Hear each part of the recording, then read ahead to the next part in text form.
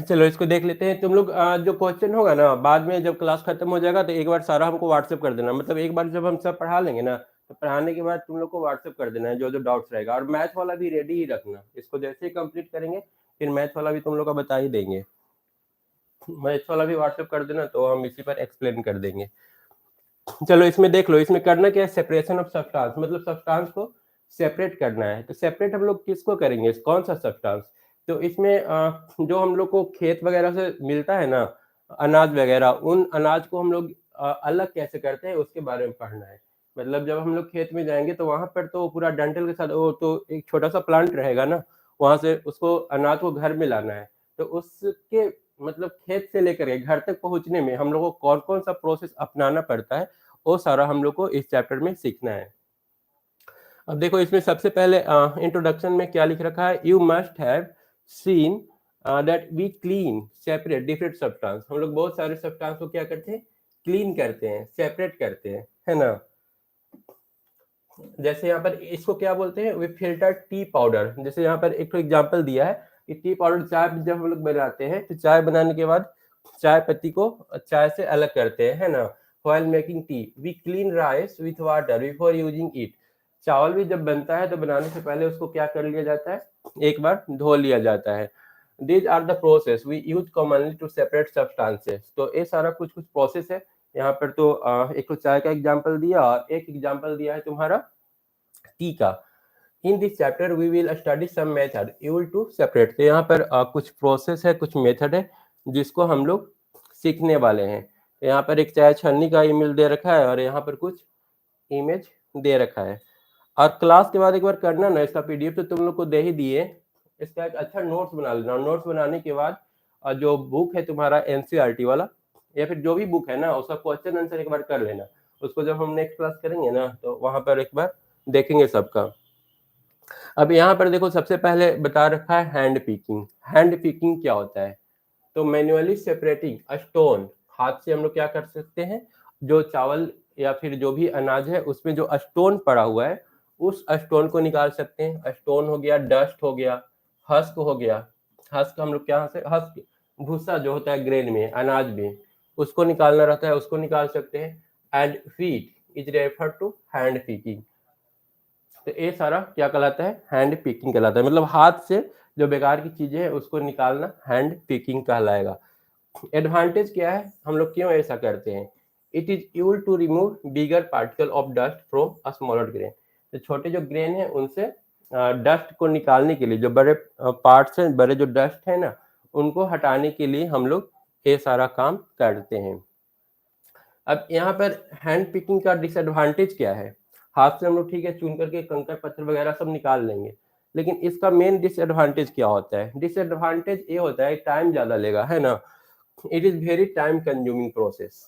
देख रहे हो ना, इसमें हम लोग को समय बहुत ज्यादा चला जाएगा। It can not be used when the dust and stone particle are small in size. अगर डस्ट पार्टिकल बहुत ज्यादा छोटा छोटा रहा ना तो फिर उसको हम इस मेथड से निकाल भी नहीं पाएंगे। तो हैंड पिकिंग ठीक है, लेकिन ये छोटे लेवल के लिए ठीक है। अगर डस्ट पार्टिकल बड़ा बड़ा है तो ठीक है, और कम मात्रा में है तो उसको निकाल करके हटा देंगे। लेकिन ये ज्यादा टाइम कंज्यूमिंग होगा, और अगर डस्ट पार्टिकल ज्यादा छोटा हुआ तो फिर हमारे लिए एक कोई काम का नहीं रह जाएगा। यहाँ पर देखो डस्ट पार्टिकल एक को हटाते हुए पिक्चर दिखा रहा है। अब आ जाओ थ्रेशिंग। थ्रेशिंग क्या होता है, थ्रेशिंग देखो stock of grains are dried in sun. Threshing करने से पहले करते क्या है, थ्रेशिंग में होता है कि मतलब जो अनाज है ना, जैसे खेत में उगाते हैं तो वो डंठल रहेगा, डंठल के साथ ऊपर उसमें अनाज रहता है। जैसे धान या फिर गेहूं का जब हम लोग फसल देखते हैं तो नीचे उसका डंठल रहेगा, और ठीक है इस टाइप का, और ऊपर में फसल रहेगा, अनाज गेहूं या धान जो भी है वो रहेगा। तो सबसे पहले तो इस डंठल को तो अलग करना है ना, यही थ्रेशिंग में किया जाता है। थ्रेशिंग के दौरान हम लोग इस डंठल को अलग करते हैं। यहाँ पर क्या लिख रखा है, stock of grains are dried in the sun. सबसे पहले जो इसका डंठल होता है ना उसको सुखाया जाता है, ठीक है। सबसे पहले क्या करेंगे, धूप में इसको सुखा लेंगे। सुखाने के बाद then once they are dry, जब ये एक बार सूख जाएगा, they are manually beaten hard to free the grains. उसके बाद इसको देखो बीटन हार्ड हर जगह तो काम नहीं आता है, गेहूं वाला में हार्ड मतलब बीट करने से मतलब उसको पटकने से कुछ होगा नहीं। धान वाला में ये मतलब हेल्पफुल हो जाता है। धान का जो होता है ना नेवारी, जिसको क्या बोलते हैं गाँव देहात वाला में भाषा में, उसको पटका जाता है किसी हार्ड चीज पर, तो इससे क्या होता है धान अलग हो जाता है और उसका जो डंठल है वो अलग हो जाता है। पर गेहूं के केस में मशीन से ही करना पड़ता है फ्रॉम द स्टॉक। तो यहाँ पर क्या डंठल से अनाज को पीट करके अलग कर लिया जाता है, और इसको क्या हम लोग बोलते हैं, इस प्रोसेस को ही थ्रेसिंग बोलते हैं। समटाइम्स ब्लॉक और मशीन और यील्ड, कभी कभी इसको थ्रेसिंग को मशीन भी हम लोग बोल देते हैं। तो इस थ्रेसिंग का और भी इसका इमेज देखने को मिल जाएगा। चलो एक बार और इसका थ्रेसर किस टाइप का होता है ना वो हम लोग देख लेते हैं।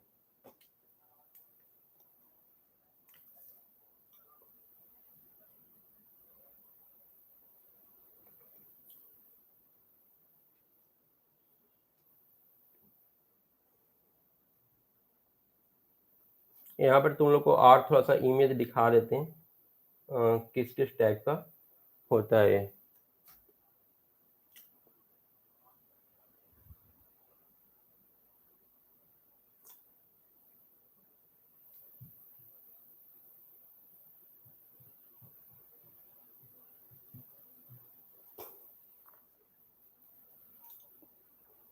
यहाँ पर देखो इसका बहुत सारा इमेज दे रखा है। ये तुम्हारा थ्रेसर है। इसमें क्या करेंगे, गेहूं का पूरा जो बड़ा बड़ा ये मतलब बोझा उठा उठा करके और उसको हम लोग पीछे से इसमें डाल देते हैं। और डालने के बाद क्या होगा, इधर फसल नीचे गिरेगा, है ना। इस पर देखो, इस पर चढ़ करके, शायद चढ़ने वाला ही ये बना हुआ है। इसमें डालते हैं, डालने के बाद इधर नीचे फसल गिरेगा, ये वाला, इससे फसल नीचे गिरेगा और भूसा जो है ना वो सारा का सारा आगे निकल जाएगा। तो ये एक थ्रेसर का इमेज है। ठीक है, ऐसा बहुत सारा दे रखा है। हालांकि फसल के साथ देता तो और भी अच्छा समझ पाते तुम लोग। यहाँ भी देखो एक तो ये भी इमेज है।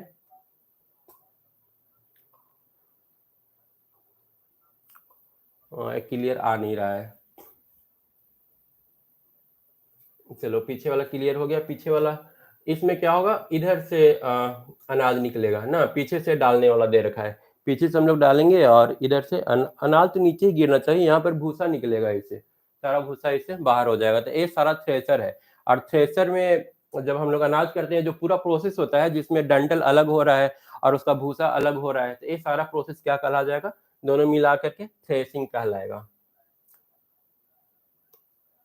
ठीक है, अब चलो चलते हैं हम लोग अपना पीडीएफ पर। थ्रेसिंग समझ में आ गया। उसके बाद अब आती है विनोइंग। विनोइंग क्या है, तो विनोइंग मतलब होता है ओसाना। ठीक है, एक बार जब हम लोग डंठल को फसल से अलग कर लेते हैं ना, तो वो मतलब पूरा क्लीन नहीं होता है, उसमें बहुत सारा छोटा छोटा और भी भूसा टाइप का रहता ही है। तो उसको क्लीन करने के लिए हम लोग विनोइंग करते हैं। विनोइंग का सबसे पहले एक बार इमेज देख लेते हैं और उसके बाद इसका पीडीएफ जो है ना उसको हम लोग एक्सप्लेन करेंगे।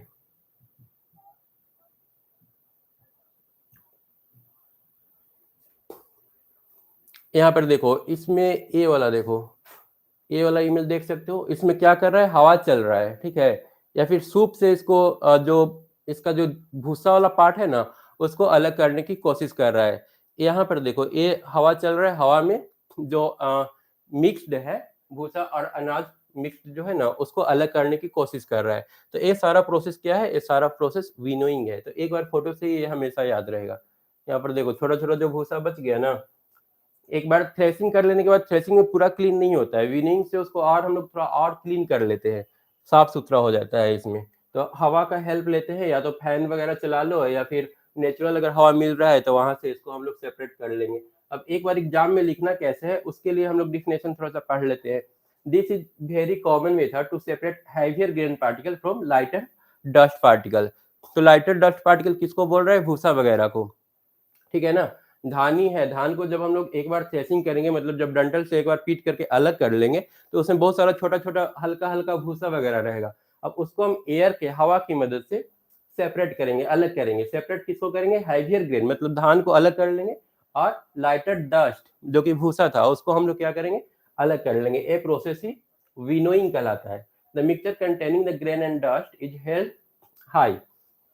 ये जो मिक्सचर होता है ना इसमें डस्ट काफी ज्यादा होता है, स्टार्टिंग में तुम इसको यूज नहीं कर पाओगे बिना विनोइंग किए। It is slightly tilted and given A gentle movement such that the lighter particle like husk fall out. This is called threshing. Threshing नहीं, इसको विनोइंग बोलेंगे, है ना। यहाँ पर एक गलत लिख दिया, विनोइंग यहाँ पर होगा। तो विनोइंग समझ में आ गया। डिफिनेशन में तुम लोग ये वाला ही लिखना, ये सबसे बेस्ट लग रहा है, ऊपर वाला। विनोइंग का जब डिफिनेशन लिखना होगा तो यहाँ पर ये लिखना। एक मेथड है जिसमें हम लोग हैवियर ग्रेन पार्टिकल को लाइटर डस्ट पार्टिकल से क्या करते हैं, अलग करते हैं। उसके बाद नेक्स्ट चलते हैं सीविंग में। तो सीविंग में तो ऑलरेडी यहाँ पर क्लीन इमेज दे रखा है ना। इसमें है sieve is used to filter out the dust particle. ये भी किस लिए यूज होता है, डस्ट पार्टिकल को फिल्टर करने के लिए ही यूज होता है। It is very commonly used for cleaning floor. तो ये ज्यादातर किस चीज को क्लीन करने के लिए, आटा चालने के लिए यूज होता है ना। आटा को क्लीन करने के लिए हम लोग सीविंग यूज करते हैं। और in sieving fine flour particle allowed to pass. Sieving में क्या होता है, जो पतला पार्टिकल है आटा का, उसको पास होने दिया जाता है through the holes of the sieve, sieve के होल से। While the bigger impurity remains on the sieve. जबकि बड़ा बड़ा वाला जो पार्टिकल है वो कहाँ पर रह जाएगा, ऊपर सीव के अंदर ही रह जाएगा। तो सीव का डिफिनेशन क्या लिखोगे, सीव को लिखोगे sieve is used to filter out the dust particle. साथ में ये भी लिख देना कि it is commonly used for cleaning flour. एक उसका एग्जाम्पल हो जाएगा, एग्जाम्पल हम लोग ले सकते हैं। उसके बाद दे रखा है सेडिमेंटेशन एंड डिकेंटेशन। ठीक है, सेडिमेंटेशन में क्या होगा, इसमें क्या होता है ना कि वाटर में जैसे मान लो कि बहुत सारा पार्टिकल मिला हुआ है, छोटा और बड़ा सारा पार्टिकल मिला हुआ है, तो उसको क्या कर दिया जाता है, थोड़ा देर के लिए स्थिर रख करके छोड़ दिया जाता है। तो जो मिक्स्ड है, जो भारी पार्टिकल है ना, वो धीरे धीरे करके नीचे जमीन पर बैठ जाएगा। यहाँ पर देखो, पहले एक पूरा मिक्स है, पूरा इसमें मिला हुआ है, और इसको थोड़ा देर के लिए छोड़ दिया, तो ये जो जो भारी पार्टिकल था ना, सारा नीचे आकर के इसमें बैठ गया। ठीक है, और उसके बाद जो वाटर होता है ना, प्योर वाटर, वाटर ऊपर से निकाल लिया जाता है। तो इसी को हम लोग सेडिमेंटेशन बोलते हैं। तो एक बार डिफिनेशन देखो क्या लिखना है एग्जाम में। यहाँ पर क्या था, एग्जाम्पल लिखने के लिए बोलेगा तो ये वाला एग्जाम्पल यूज करोगे। मिक्सचर ऑफ सैंड और वाटर लिया है, कुछ दिन के बाद जो सैंड था वो सारा नीचे बैठ गया है। चलो एक बार definition, after all the process use develop, सारा ऊपर वाला प्रोसेस यूज कर लेने के बाद there could be still some small particle left in the rice we buy. तो बोला कि सारा प्रोसेस अपना लेने के बाद भी जब हम लोग चावल खरीदते हैं ना, तो उसमें थोड़ा बहुत कुछ मतलब बेकार के पार्टिकल छोटे बड़े हो सकते हैं। In such cases we wash the rice with water. तो ऐसे में हम लोग क्या करते हैं, राइस को पानी में धो लेते हैं। जो हल्का होता है पानी में ऊपर रह जाएगा, और जो चावल चूंकि भारी है तो नीचे चला जाएगा। फिर ऊपर से गिरा देंगे तो जितना जो बेकार का मटेरियल है, कचरा है, वो पानी के साथ बह जाएगा। The rice is heavy and settle down, ये भारी होता है, नीचे बैठ जाएगा। This process of separation of heavier component by adding water to it, मतलब कि इस प्रोसेस को, जिसमें क्या हो रहा है, पानी को ऐड किया जा रहा है, ठीक है, और जो भारी चीज है उसको अलग किया जा रहा है, such that heavier particle settle down is called sedimentation। इसको हम लोग सेडिमेंटेशन कहते हैं। सेडिमेंटेशन का अगर डिफिनेशन लिखने के लिए आएगा तो तुम यह डिफिनेशन लिख लोगे। क्या है sedimentation, this process of separation of, sedimentation क्या है, सेडिमेंटेशन एक प्रोसेस है of separation of heavier component, भारी जो कंपोनेंट है उसको सेपरेट करने का, by adding water to it, इसमें पानी डाल करके, पानी डाल करके जो भारी चीज है उसको अलग करने का एक प्रोसेस है sedimentation. The lighter dust particle float, जो हल्का होगा वो ऊपर पानी में तैरेगा। The water along with dust particle is discarded, फिर उस पानी को हटा दिया जाता है उस डस्ट पार्टिकल के साथ ही। This process of removal of water या फिर lighter dust particle is called decantation. इसको हम लोग क्या बोलेंगे, पानी को हटाने की प्रक्रिया को डिकेंटेशन बोलेंगे। ठीक है ना, यहाँ पर दो चीज है, एक सेडिमेंटेशन, एक डिकेंटेशन। सेडिमेंटेशन में क्या होगा, सेडिमेंटेशन में जो भारी चीज है वो पानी के नीचे बैठ जाएगा, हल्का चीज ऊपर पानी में तैरने लगेगा। उसके बाद हम लोग क्या करेंगे, पानी को गिरा देंगे ताकि उसके साथ जो हल्का चीज है वो पानी के साथ बह जाए। तो इस प्रक्रिया को डिकेंटेशन, मतलब इसमें जो बैठ रहा है वो सेडिमेंटेशन है, और पानी को जो गिरा रहा है वो डिकेंटेशन हो जाएगा। ठीक है, रिमूवल ऑफ वाटर क्या हो जाएगा, decantation. Well water are separate similarly, इसी तरह से अगर पानी और तेल कहीं पर मिक्स हो गया है ना, तो इस प्रोसेस से हम लोग अलग कर सकते हैं, क्योंकि तेल हल्का होता है और पानी के ऊपर तैरने लगेगा, तो उसको वहां से आसानी से फिर दूसरा जार में हम लोग गिरा लेंगे। उसके बाद ये शायद लास्ट है फिल्ट्रेशन, है ना। अच्छा, थोड़ा सा और है, सैंड और साल्ट सैंड मिक्सचर। चलो पहले इसको कर लेते हैं। फिल्ट्रेशन, फिल्ट्रेशन क्या है? Using separating using a filter, like in case of tea filter is referred as filtration। तो सेपरेटिंग यूजिंग ए फिल्टर मतलब फिल्टर का यूज करके किसी चीज को सेपरेट करना, वो क्या कहला जाएगा?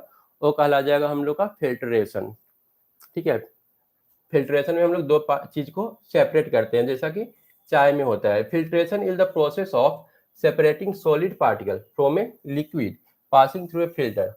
तो फिल्ट्रेशन क्या है? फिल्ट्रेशन में जो सॉलिड पार्टिकल है ना, उसको लिक्विड पार्टिकल से अलग किया जाता है। अब सॉलिड पार्टिकल चाय में क्या होता है? और चाय पत्ती होता है सॉलिड, और जो टी हो गया हम लोग का, वो हो गया liquid. Fruit and vegetable juice are also filtered like this. Fruit और वेजिटेबल जूस भी इसी तरह से अलग अलग किया जाता है। जो फ्रूट का जूस होगा उसमें जो बेकार का चीज है वो लोग छन्नी एक लगा देता है ना। जब गन्ना का जूस वगैरह हम लोग पीने जाते हैं तो लोग एक छन्नी रखता है, उसमें बेकार का कचरा जो है वो बाहर रह जाता है और उसका जो जूस है वो नीचे चला जाता है। तो ये याद रखना है, फिल्ट्रेशन में एक लिक्विड रहेगा और दूसरा क्या रहेगा? Solid. Sometimes filter paper can also be used, कभी कभी फिल्टर पेपर भी यूज किया जाता है। ठीक है,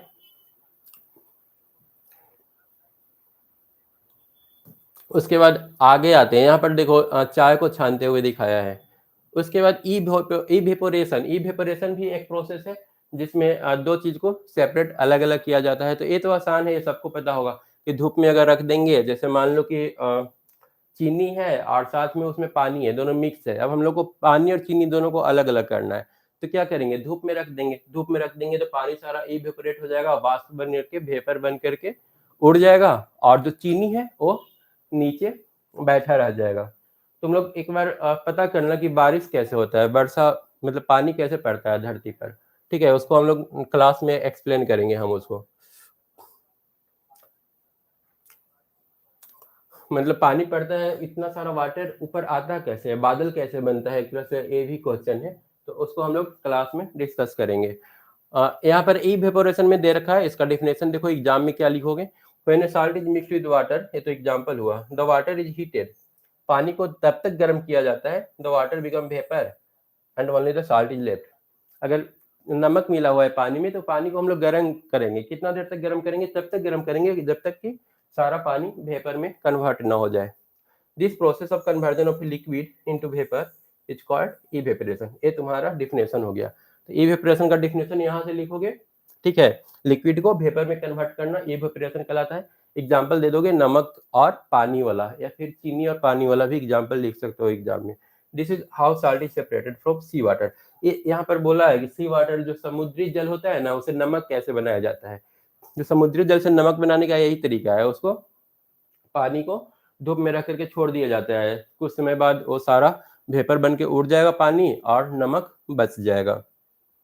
फिर बाद में उसमें आयोडीन वगैरह मिलाया जाता है। उसके बाद नेक्स्ट है हम लोग का साल्ट सैंड मिक्सचर। ये लास्ट साल्ट सैंड मिक्सचर है, इसको देख लेते हैं। Sometimes it might be necessary to use more than one method to separate substance. कभी कभी एक से ज्यादा मेथड हम लोग को यूज करना पड़ जाता है सब्सटेंस को अलग करने के लिए। Let us consider a mixture of sand और साल्ट। यहाँ पर एक तो एग्जाम्पल दिया है, एक मिक्सचर है जिसमें क्या क्या है? बालू है और साल्ट है, नमक है। तो इसको कैसे हम लोग अलग करेंगे? Mix the salt and sand mixture with water. तो बोल रहा है कि इसको अलग करने के लिए तो ऐसे ही समझ में आ रहा होगा कि अगर दोनों को पानी में अगर हम लोग मिक्स कर दे तो ऑब्वियसली नमक तो पानी के साथ घुल जाएगा, सैंड ऐसे ही रह जाएगा। फिर वहां से नमक को हम लोग हटा देंगे तो हम लोग का काम हो जाएगा, है ना। पानी को हटा देंगे, तो वो चीज यहाँ पर लिखा हुआ है। ठीक है, एग्जाम में अगर तुमको लिखना होगा सेम चीज। साल्ट को मतलब इन दोनों को क्या करेंगे? पानी में डाल देंगे, नीमक को और बालू को, जो मिक्सचर है उसको मिलाने के बाद क्या होगा? नमक पानी में घुल जाएगा, बट बालू जो है नहीं घुलेगा। कुछ समय के बाद जो बालू है वो नीचे बैठ जाएगा, है ना। बालू नीचे अगर घोर देंगे तो बालू नीचे बैठ जाएगा, पानी सारा ऊपर रहेगा नमक वाला। तो ये हुआ सेडिमेंटेशन। तो सबसे पहले तो हम लोग सेडिमेंटेशन किए। ठीक है, ये जो बालू और नमक था मिक्स, उसको पहले हम लोग सेडिमेंटेशन किए, पानी में डाल दिए तो नीचे बालू बैठ गया और नमक वाला पानी ऊपर रह गया। उसके बाद सेडिमेंटेशन के बाद अब पानी को गिराएंगे तो वो क्या हो जाएगा, decantation. The water mixture which contain salt can be now poured out, this is decantation. तो पहले पहले क्या हुआ, सेडिमेंटेशन पहला प्रोसेस, उसके बाद डिकेंटेशन करना पड़ा, उसके बाद तीसरा इवेपोरेशन करना पड़ा। इवेपोरेशन किस लिए करेंगे, अब ठीक है नमक और पानी वाला जो मिक्सचर था उसको हम दूसरा बर्तन में रख लिए, लेकिन नमक तो अभी अलग नहीं हुआ है, तो उसके लिए उसको गर्म करेंगे या फिर रख करके छोड़ देंगे धूप में, सारा पानी उड़ जाएगा, इवेपोरेट हो जाएगा और फिर नमक बच जाएगा। तो ये तीसरा हुआ। Then cool down the water vapour using a plate of ice. उसके बाद वाटर वेपर को अगर चाहो तो ठंडा भी कर सकते हो, तो इससे तुम्हारा पानी भी बचा रह जाएगा, बर्बाद नहीं होगा।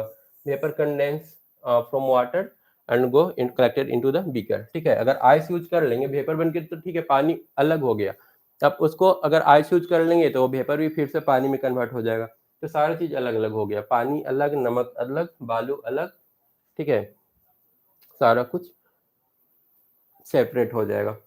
तो ये था चैप्टर। अब तुम लोग का काम क्या है, तुम लोग का काम है एक तो यहाँ पर फोटो भी दे रखा है, यहाँ पर क्या किया है, साल्ट और सैंड मिक्स कर लिया है। उसके बाद दूसरा बार में क्या कर रहा है, पानी को सबको गिरा दिया, बालू उसमें बच गया, पानी यहाँ पर आ गया, फिर इवेपोरेशन किया, सब वेपर बन गया, और ऊपर में देखो यहाँ पर आइस रख दिया है। ठीक है, तो यहाँ से वेपर यहाँ गया, अब वेपर फिर पानी बन बन करके इसमें गिरना शुरू कर दिया, तो ये पानी अलग, और फाइनली तुमको मिल गया। और क्या दे रखा है, when you keep adding a solute, solute किसको बोलते हैं, देखो solute और solvent दो चीज होता है। solute होता है जैसे मान लो कि हम लोग शरबत बना रहे हैं पानी का, तो इसमें जिसका क्वांटिटी ज्यादा होता है ना वो solvent कहलाता है। जैसे मान लो कि शरबत बना रहे हैं तो वो जो लिक्विड हुआ ना हम लोग का वो हो गया solvent, ठीक है, और लिक्विड solvent हो गया, और जो चीनी डाल रहे हैं ना वो हो गया solute। ठीक है, जिसका क्वांटिटी कम होता है वो solute कहलाता है, जिसका ज्यादा होता है वो solvent कहलाता है। तो यहाँ पर सॉल्यूट क्या लिखा है, the substance that dissolve in liquid, वो सब्सटेंस जो लिक्विड में घोला जाएगा उसको सॉल्यूट बोलेंगे, और सॉल्वेंट किसको बोलेंगे, liquid that is able to dissolve. Liquid solvent उसको बोलेंगे उस लिक्विड को जो घोलने के लिए यूज हुआ है। It initially begins to dissolve when more and more solute is added. ठीक है, ज्यादा से ज्यादा अगर सॉल्यूट हम लोग ऐड करते जाएंगे ना, अब चीनी है डालते जाओ डालते जाओ, तो एक पॉइंट ऐसा आएगा ना कि अब चीनी घुलना बंद हो जाएगा। ठीक है, उसका सेचुरेशन पॉइंट होता है, मतलब एक लिमिट से ज्यादा हम लोग नहीं घोल सकते। The solute does not dissolve, अब सोल्यूट को और डालोगे तो वो नहीं घुलेगा, तो solute remains undissolved and this means that solvent has reached its saturating point. हम लोग बोलते हैं कि ये जो है ना सैचुरेट कर गया है, अब और चीनी डालते रहो, हालांकि फिर गर्म कर देंगे ना थोड़ा सा तो थोड़ा और घुलेगा, लेकिन उसके बाद फिर से घुलना बंद हो जाएगा। The saturation point of a solvent depend on, किस किस चीज पर डिपेंड करता है, तो एक टेम्परेचर पर, टेम्परेचर अगर बढ़ाएंगे ना तो जनरली सोलुबिलिटी जो होता है वो बढ़ता है, मतलब शरबत बनाना है तो चीनी डालते जाओ फिर वो घुलना बंद हो जाएगा। तो तुम चाहते हो कि और चीनी हम घोले तो फिर उसको गर्म करना पड़ेगा, गर्म करोगे तो थोड़ा बहुत और घुल जाएगा। फिर प्रेशर होता है, प्रेशर अगर बढ़ाओगे तो उससे भी सोलुबिलिटी बढ़ेगा। ठीक है, उसके बाद है nature of solvent and solute. तो ए तो हो गया हम लोग का सैचुरेशन पॉइंट क्या होता है ओ, और साथ में सोल्यूट और सॉल्वेंट किसे कहते हैं वो भी हम लोग देख लिए इस लाइन में। उसके बाद ए वाला खत्म हो गया, बस इतना ही था। ठीक है, तो ए क्लियर हो गया, खत्म हो गया। अब तुम लोगों को करना क्या है, अपना बुक निकालना है और बुक निकाल करके जो क्वेश्चन आंसर है उसको लिख लेना है, और लिख करके अगला दिन क्लास में आना है। ठीक, वहां पर हम एक बार सबका चेक कर लेंगे। और मैथ में अगर है किसी का कुछ तो व्हाट्सअप करो, उसको समझा देते हैं, या फिर कुछ क्वेश्चन है तो फिर व्हाट्सअप करो।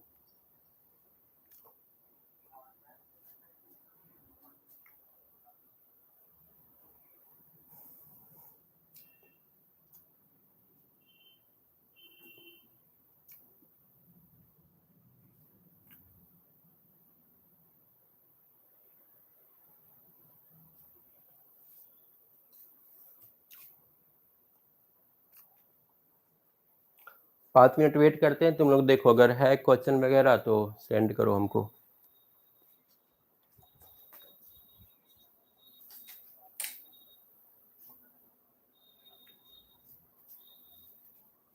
इस वीडियो को तुम लोग बाद में भी देख सकते हो, ठीक है ना, ये तो रिकॉर्ड हो गया है तो ग्रुप में रहेगा ही।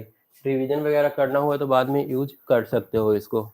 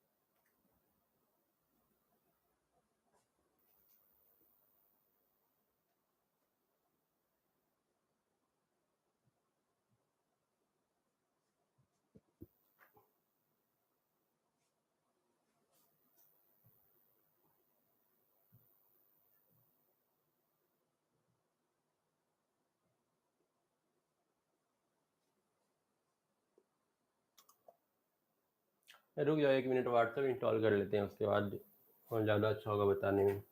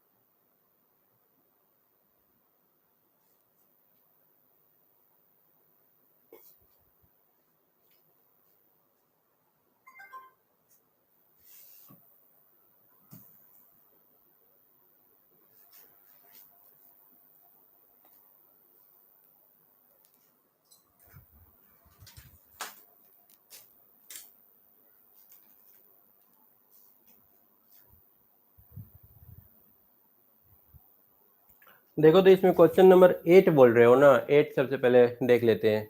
सॉल्व यूजिंग ब्रैकेट, ब्रैकेट का यूज करके इसको सॉल्व करना है। ये इसका शायद Ayyappa public school summer assignment है। तो देख लो इसको हम लोग सबसे पहले कर लेते हैं क्वेश्चन नंबर 8, ये वाला।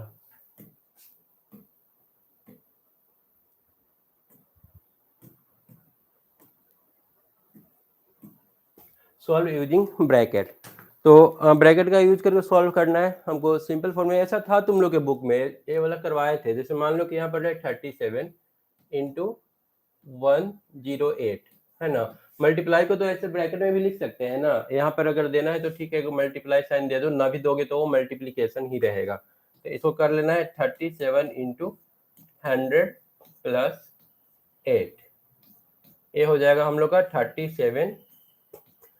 37 में 100 से मल्टीप्लाई करेंगे तो कितना हो जाएगा 3700, और प्लस 37 इंटू 8 करो, कितना आ जाएगा?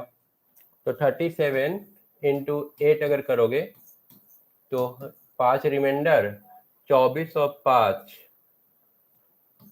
296 ऐड करके कितना आ जाएगा? 6 9 7 2 9 3 और 2 5। ये आ जाएगा हम लोग का फर्स्ट वाला ए 37 इंटू 108 का।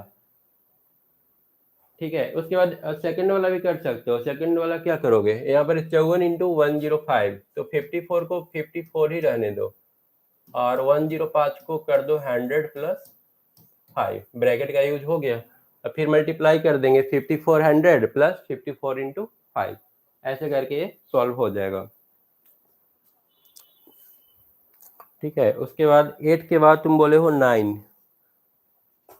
ए वाला। नोट कर लिया तो ठीक है, नोट अगर नहीं किए हो तो बैक करके तो नोट कर ही सकते हो ना, इसको मिटा देते हैं।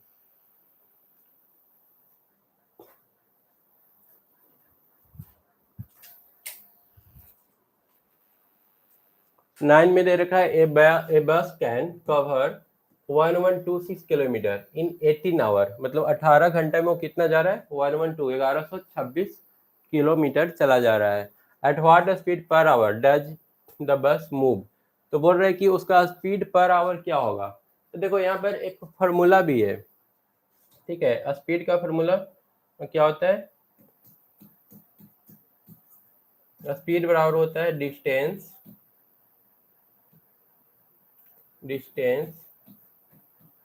बटा टाइम।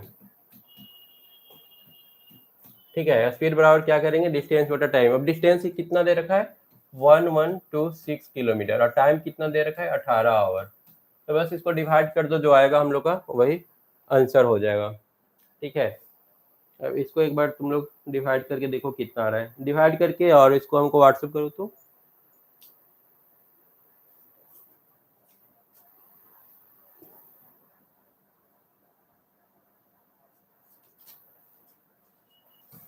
तो 1126 को अगर डिवाइड करोगे 18 से, 6 बार में होगा 48, 8 4 रिमाइंडर रहा, 6 4 10, 108। ठीक है, तो ये बच गया 4 6। अब यहाँ पर 2 बार में कर लेते हैं, 36 ये 10 आ गया, मतलब इक्वल टू लिख सकते हैं 62 होल 10/18, इतना किलोमीटर पर आवर। ये हम लोग का आंसर हो जाएगा सेकंड का।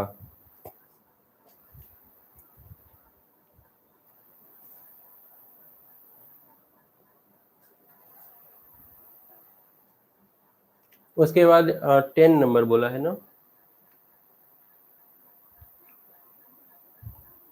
10 नंबर में क्या बोल रहा है? A piece of cloth required for a shirt is 3 metre and 5 centimetre.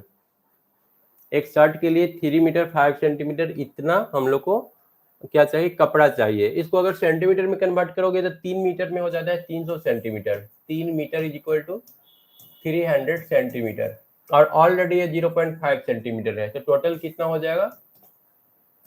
0.5 centimetre और है, मतलब 305 सेंटीमीटर कपड़ा का जरूरत है। How much cloth will be required for 14 shirt, तो बोल रहा है कि ऐसा ऐसा उसको 14 शर्ट उसको चाहिए।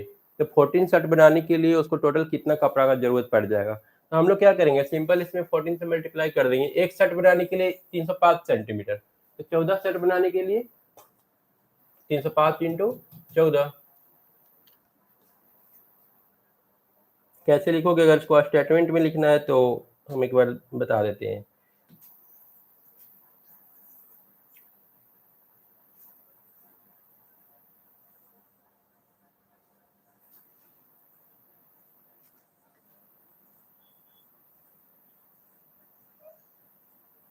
यहाँ पर स्टेटमेंट में लिखोगे सिंस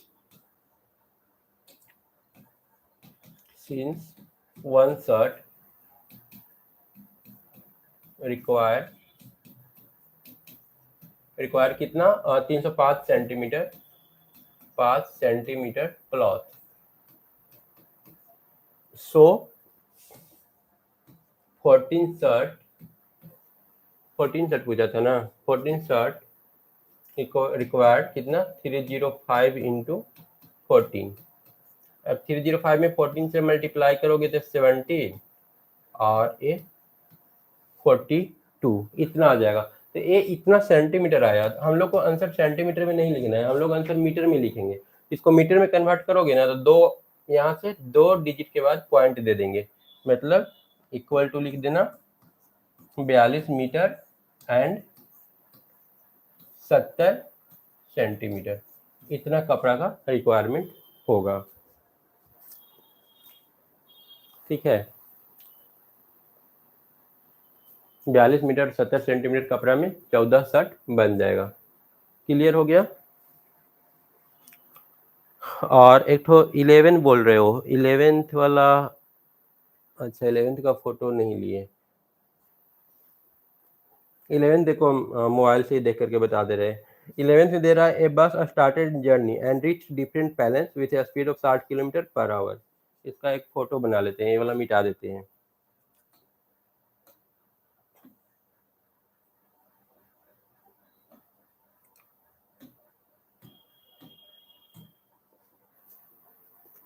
दे रखा है ए बस started in journey and reached different palace with A speed of 60 kilometre per hour, मतलब स्पीड दे रखा है 60 किलोमीटर पर आवर। चलो ठीक है। The journey is Son below, journey जो है और नीचे दिखा रखा है, तो निकालना क्या है।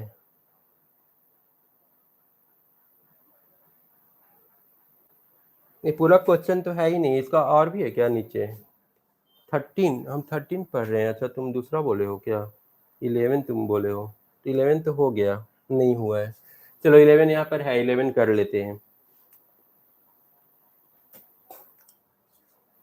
11 बोल रहा है अलका स्कूल इज इतना किलोमीटर अवे फ्रॉम हाउस। मान लो कि अलका का घर ए वाला है और यहाँ से जो इसका स्कूल है, ये स्कूल हो गया कितना दूर है, 8/10 किलोमीटर। ये अलका से उसके घर से स्कूल का दूरी कितना है, 8/10। Daily she walk a distance and then take a bus to travel इतना kilometre to reach the school. मतलब कुछ दूरी तो तय कर लेती है, कुछ दूर वो पैदल चल जाती है, लेकिन लास्ट में ½ किलोमीटर जो है ना वो बस से जाती है। तो निकालना क्या है, हाउ फार। इसमें निकालना है पहला, इसमें 2 क्वेश्चन दे रखा है। फर्स्ट दे रखा है how far does she work,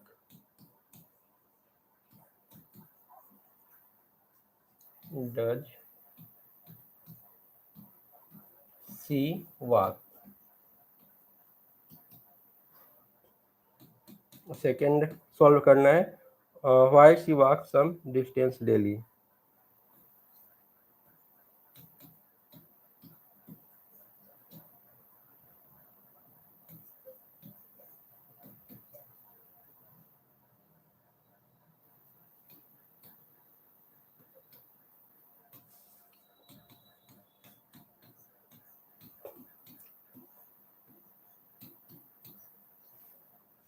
ये 2 क्वेश्चन पूछा है।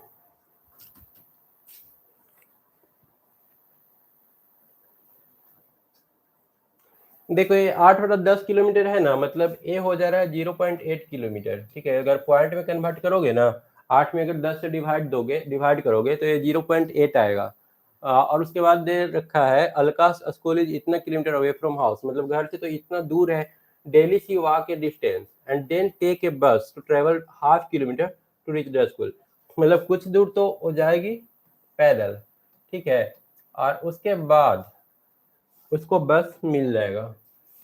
तो पैदल कितना चल रही है, पैदल वो बोल रहा है कि बस इसको मतलब ½ किलोमीटर पहुंचा रहा है। ½ किलोमीटर मतलब कि 0.5 किलोमीटर, 0.5 किलोमीटर ये जा रही है थ्रू बस, मतलब यहाँ से इसको बस मिल गया। तो देखो इसको पैदल कितना चलना पड़ा है, पैदल चलना पड़ा है टोटल 0.8 था ना, उसमें से 0.5 हो गया बस वाला, तो वॉकिंग वाला डिस्टेंस कितना हो गया 0.3। ठीक है, 0.3 किलोमीटर उसको पैदल चलना पड़ रहा है। अब how far does she walk, कितना दूर वो पैदल चलती है, तो वो तो 0.3 किलोमीटर हो गया। अब दूसरा दे रखा है why she walk some distance daily, वो बोल रहा है कि ये जो 0.3 किलोमीटर है ना, वो पैदल क्यों चली। अब पैदल क्यों चली वो तो इसमें दिया हुआ है नहीं तुम्हारे क्वेश्चन में, लिख देना बस का सुविधा नहीं था इसलिए पैदल चली, और इसमें क्या लिखवा सकते हैं हम। ठीक है, और किसी का कुछ है क्या।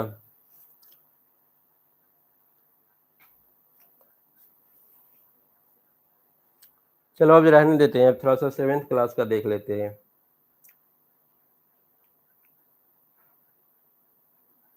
ये सेकंड वाला क्वेश्चन थोड़ा ठीक नहीं लग रहा है, लिख रहा है why she walk some distance daily, कुछ डिस्टेंस वो डेली पैदल क्यों चलती है।